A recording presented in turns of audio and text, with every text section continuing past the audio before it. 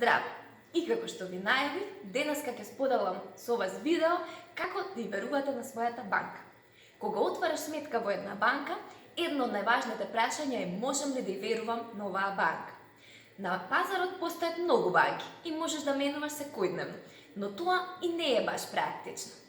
Луѓето го решаваат тоа со работење со повеќе банки, но јас би рекла дека тоа може да ги направи работите посложени и поскапи, наместо да ги реши истите.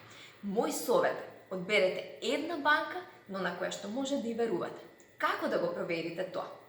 Истражете кои се акционери на банката и колкаво е нивното искуство.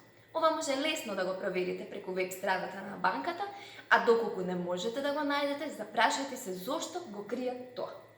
Депозитите на граѓаните банките не ги чуваат во сеф. Тие ги инвестираат во бизниси и физички лица. Колку повнимателна селекција на бизниси и физички лица прави банката, толку помалку ризик за твоите депозити.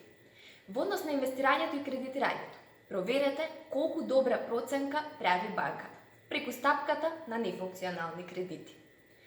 Покрај овие стратешки работи, важно е да проверите и за услугите кои ги нуди банката.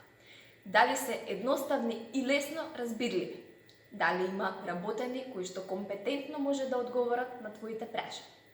Провери и дали познаваш некој клиент на банката и прашај го за неговото искуство со банката.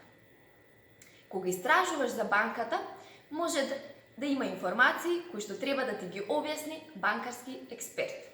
Имај во предвид дека банкарскиот експерт секогаш ќе сака да ти ја продаде својата банка, но осигурај се дека истата ја разбираш и самиот, дека има лесни и едноставни услуги, едноставен ценовник и едноставен начин за влез и излез.